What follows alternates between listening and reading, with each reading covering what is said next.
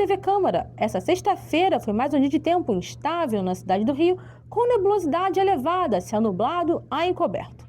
Os ventos estiveram fracos a moderados e houve ocorrência de chuva fraca na cidade do Rio. Para esta noite, ainda há condição de chuva fraca, ocasionalmente moderada, de forma isolada. A temperatura máxima observada hoje foi de 32 graus. Para esse final de semana, o tempo seguirá instável, devido à atuação de um canal de umidade, em conjunto com um lento deslocamento de uma frente fria e o posterior transporte de umidade do oceano em direção ao continente.